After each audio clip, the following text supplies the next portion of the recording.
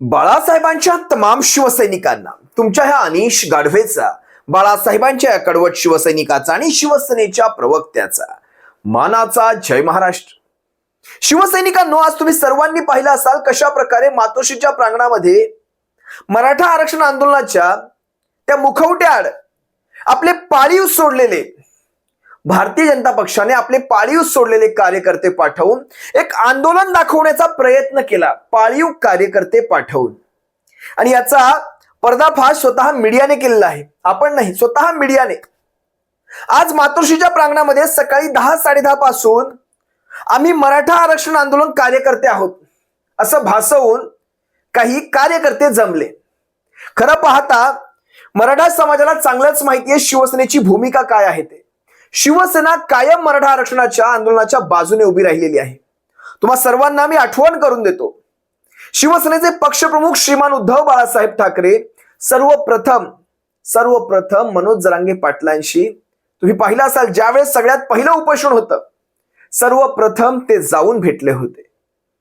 सर्वप्रथम, कारण मला आठवतंय चांगलं, त्या दिवशी रंगशारदामध्ये, बांद्र्याला रंगशारदामध्ये एक सभा होती आणि त्या भर सभेत त्यांनी सांगितलं, मला इथून चटकन निघायचंय, मी आंतरवाली सराठी येथे जातोय. मला चांगला आठवतोय तो दिवस, मी आंतरवाली सराठी येथे जातोय मनोज जरांगे पाटलांची भेट घ्यायची. शिवसेनेची भूमिका कायम मराठा समाजाच्या बाजूने राहिलेली आहे, पण त्याचबरोबर शिवसेनेची भूमिका ही ओबीसी समाज जरी असेल त्याच्यावरही कुठेही अत्याचार, अन्याय झाला नाही पाहिजे अशी देखील राहिलेली आहे. आणि याचं एकमेव कारण तुम्हाला सांगतो, एक असं उदाहरण घ्या. हे ताट आहे, भरल्या जेवणाचं हे ताट आहे. ह्या ताटामधल्या अन्न पदार्थांची ती संख्या पाहता या ताटामध्ये समजा 15 जण जेवू शकतात. लक्षात घ्या, माझं उदाहरण थोडंसं तुम्हाला वेगळं वाटेल, पण उदाहरण अतिशय चपखल आहे. ह्या ताटामध्ये 15 जण जेवू शकतात. आता असं उदाहरण घ्यायचं, ह्या ताटामध्ये 15 अगोदरच ओबीसी बांधव आहेत आणि ह्याच ताटामध्ये आणखी तुम्हाला 20 मराठा बांधव टाकायचे. सरकार काय करेल, ह्याच ताटामध्ये आणखी 20 मराठा बांधव वाढवेल, पण त्या ताटातले पदार्थ कुठेही वाढवले जाणार नाहीत. ताटात पदार्थ तेवढेच, फक्त खाणाऱ्या तोंडांची संख्या आता 35 झालेली आहे. लक्षात आलं तुम्हाला? हे कोटा आज मराठा समाज ओबीसी मधून, बघा मी तुम्हाला काही टेक्निकल गोष्टी सांगतो. ओबीसी मधून आरक्षण का मागतो याचं एक महत्वाचं कारण म्हणजे मराठा समाजाला वारंवार फसवलं गेलेलं आहे. वाढीव टक्का निर्माण करून आरक्षण देऊन ते फसवलं गेलेलं आहे. म्हणजे मागच्या वेळेस 16%, आताच्या वेळेस 10%. कारण महाराष्ट्रामध्ये 52% आरक्षण अगोदरच चालू आहे, त्यात हे आताचे 10% वाढवले, म्हणजे किती झालं, 62% झालं. हे 62% कोर्टात टिकणार नाही, म्हणजे हे देण्याचं नाटक करतात फक्त. त्यामुळे मराठा समाज म्हणतोय आम्हाला वाढीव आरक्षण नको, तुमच्या चौकटीच्या आत राहून आम्हाला आरक्षण द्या. आणि मराठा समाजाची ही मागणी अतिशय रास्त मागणी आहे. एक मराठा बांधव म्हणून मी आज या मागणीचं समर्थनच करेल. पण मगाचं माझं ते उदाहरण लक्षात घ्या. जर ताटाची मर्यादा 15 लोकांची असेल, त्याच्यात तुम्ही जर 35 बसवले तर कुणालाही काहीही मिळणार नाही, हे अतिशय स्पष्ट आहे. आणि मराठा समाज का म्हणतोय ओबीसी मधनं, कारण आम्हाला टिकणारं आरक्षण हवंय. कारण मागच्या वेळेसचा झालेला तो फसवलं मराठा समाजाला. मागच्या वेळेस 16% आरक्षण दिलं आणि दुसऱ्या-तिसऱ्या दिवशी गुणरत्न सदावर्ते तिकडे कोर्टात पाठवला. हा गुणरत्न सदावर्ते कुणाचा माणूस आहे हे काही मला तुम्हाला वेगळं सांगायची गरज आहे? या गुणरत्न सदावर्तेने मराठा आरक्षणाला चॅलेंज केलं आणि ते रद्द करून देखील दाखवलं. हाच गुणरत्न सदावर्ते ज्यावेळेस शिवसेनेचं सरकार होतं त्याच वेळेस तिथे एसटी महामंडळाच्या कर्मचाऱ्यांना फूस लावायची कामं करत होता. तिथे येणारे सदाभाऊ खोत, ही बरीच मंडळी, गोपीचंद पडळकर वगैरे ही बरीच मंडळी येत होती. कोण म्हणालं होतं, मला वाटतं देवेंद्र फडणवीसच, आमचं सरकार आलं की दुसऱ्याच महिन्यात एसटी महामंडळ विलीन सरकारमध्ये, अजून होतच आहे विलीन. शिवसेनेने जेवढा पगार देऊ केला तेवढा पगार देण्याची देखील यांची दानत नाही. उदाहरण सांगितलं, मराठ्यांवरचा विषय हा तिकडे गेलाय, पण लक्षात घ्या, मराठा आरक्षण महाराष्ट्रात आमचं सरकार आणा, आम्ही मराठ्यांना आरक्षण देऊन दाखवतो. तुम्ही जे दिलेलं आरक्षण होतं, विचार करा शिवसैनिकांना, हे वारंवार शिवसेनेवर एक आरोप करतात की शिवसेनेने हे आरक्षण घालवलं.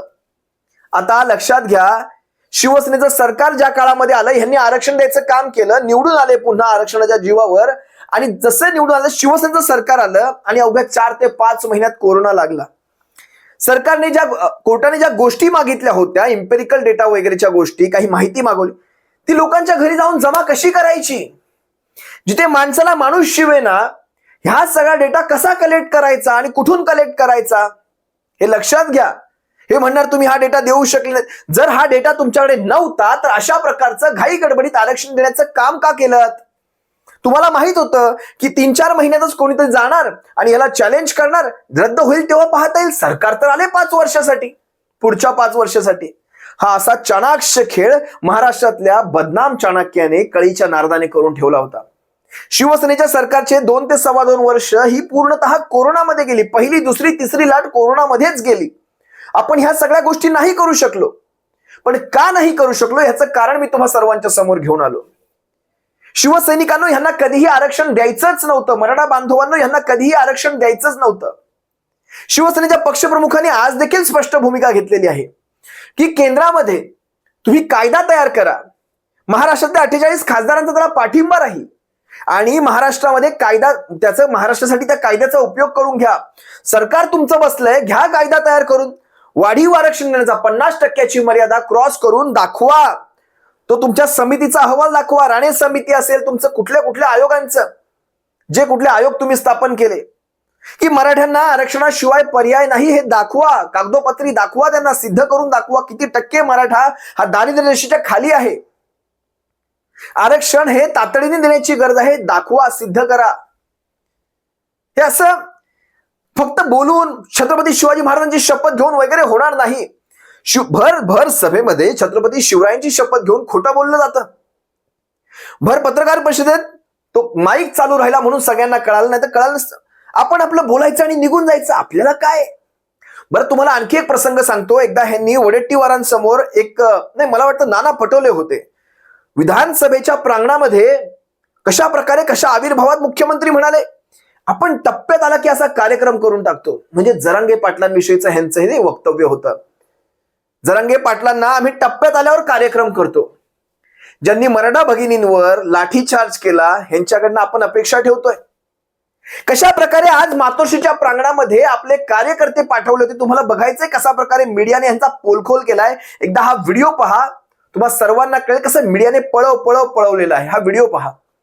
का ना, भाजपचे पदाधिकारी आहात आणि भाजप पुरस्कृत हे आंदोलन मातोश्रीवर केलं जातंय, काय तुमचं म्हणणं आहे? आमचं काय म्हणणं नाही, पण तुमचं म्हणणं काय आहे? भाजपकडून हे आंदोलन केलं गेले, आरोप केले जातात, त्या आरोपावर म्हणणं काय आहे?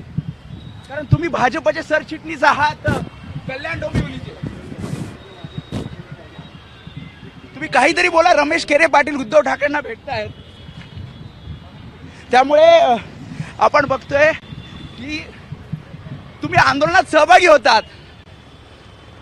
याचा अर्थ काय समजायचा? तुम्ही उत्तर देत नाहीयेत. त्याच्यामुळे आपण बघतोय इथे काही अजून आंदोलक आहेत जे या मातोश्रीवर आंदोलनात सहभागी होते. शिवसेना या आंदोलनामध्ये हा भारतीय जनता पक्षाचा डोंबिवलीचा सरचिटणीस जो कोणी असेल, सुशील नावाचा, हा पुरता फसला. मीडियाने ज्यावेळेस याला रंगेहात पकडला, हा पळू लागला. हा तोंड लपवतोय, हा तोंड लपवून असा पळतोय. अरे छाती ठोकपणे सांग की भारतीय जनता पक्षाचा कार्यकर्ता आहे मी, ते आलोय आंदोलन दाखवायला. आम्ही कोणी मराठा समाज नाही, आम्ही भारतीय जनता पक्षाचे. आणि पहिलं घर कुणाचं निवडलं तर उद्धव साहेबांचं. म्हणजे हा जो कोणी किरे पाटील आलाय तिथे आंदोलन करायला, हा राधाकृष्ण विखे पाटलाबरोबर कायम दिसतो, त्यांच्या चेंबरमध्ये कायम असतो, त्यांचे कायम बॅनर लावत असतो. मग पहिलं घर निवडायचं होतं तर एकनाथ शिंदेचं निवडायचं होतं, अजित पवारांचं निवडायचं होतं. तिसरं घर निवडायचं होतं देवेंद्र फडणवीसाचं निवडायचं होतं. चौथं घर राधाकृष्ण विखे पाटलाचं निवडायचं होतं. 5वं घर अशोक चव्हाणाचं निवडायचं होतं. मग 6वं घर या ना मातोश्रीवर, समाप्ती करा मातोश्रीवर येऊन. तुम्ही जे सरकारामध्ये आहेत त्यांना विचारायचं नाही. मराठा समाजाच्या बाबतीत शिवसेनेची भूमिका कायम स्पष्ट राहिलेली आहे.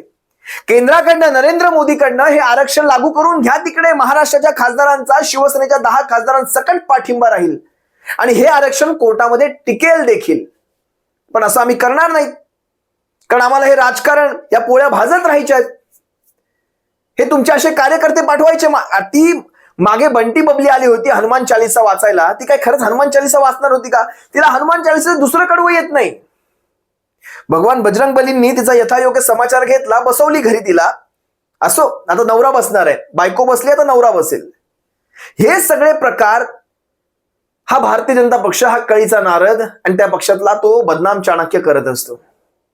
कायम मराठा विरुद्ध ओबीसी, कुणबी विरुद्ध ओबीसी, कुणबी विरुद्ध 96 कुळी. आणि तुम्हाला ते नारायण राणेंचं स्टेटमेंट चांगलंच आठवत असेल, मी मराठा आहे, मी कुणबी सर्टिफिकेट घेणार नाही, मी 96 कुळी मराठा आहे. म्हणजे 96 कुळी विरुद्ध मराठा असे वाद लावायचे, कुणबी विरुद्ध रोटी बिटी वगैरे सगळं सगळं करून झालं यांचं. ही अशी माणसं आपल्याला आरक्षण देणार आहेत का? हा साधा विचार करा. तो किरे पाटील तरी देखील उद्धव साहेबांनी त्याला भेट दिली, त्याच्या मागण्या देखील ऐकून घेतल्या आणि त्याला आपलं म्हणणं देखील सांगितलं की मराठा समाजाच्या बाबतीत शिवसेनेची भूमिका नेमकी काय आहे, ओबीसी समाजाच्या बाबतीत शिवसेनेची भूमिका काय आहे. तुम्ही आठवा, शिवसेनेने कधीही सांगितलं नाही आम्ही ओबीसी आहोत, आम्ही मराठा आहोत, आम्ही एससी आहोत, आम्ही एसटी आहोत. शिवसेना ही कायम सर्वसमावेशी राहिलेली आहे. सर्व ओबीसी समाज, सर्व मराठा समाज, सर्व घटक, सर्व धर्माचे, जातीचे, पंथाचे शिवसेनेमध्ये आहेत. पण भारतीय जनता पक्ष तुम्ही कायम पहा, देवेंद्र फडणवीस कायम म्हणतो भारतीय जनता पक्षाचा DNA हा ओबीसी आहे. मला खरंच दया येते देवेंद्र फडणवीसांची. त्यांचा कार्यक्रम होतोय महाराष्ट्रामध्ये, गेल्या 2-3 दिवसांपासून तो विशेष ते ठळकपणे जाणवू लागला आहे. ह्या माणसाचा लवकरच गेम होणार. याला महाराष्ट्राच्या राजकारणातनं स्वतः भारतीय जनता पक्षाचे दिल्लीतले यांचे आलाकमान हे बाहेर करत आहेत. हे आपण वेळ प्रसंगी बोलू नंतर, आज तो काही विषय नाही. असो, तुर्तास तुम्हा सर्वांची रजा घेतोय. पण लक्षात घ्या, पुन्हा सांगतो, एक मराठा बांधव म्हणून सांगतो, मी वारंवार मराठा आरक्षणाचे विषय हे उचललेले आहेत. लाखांचे त्याला व्ह्यू आहेत. मराठा समाजाच्या बाबतीत शिवसेनेची भूमिका काय आहे आणि वैयक्तिक आम्ही स्वतः या बाबतीत काय आमची भूमिका आहे तुम्हा सर्वांच्या समोर कायम मांडलेली आहे.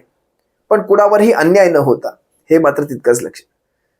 तुम्हा सर्वांची रजा घेतो. सप्रेम जय महाराष्ट्र बाळासाहेबांच्या शिवसैनिकांनो. एक मराठा लाख मराठा, एक मराठा कोटी मराठा. जय महाराष्ट्र.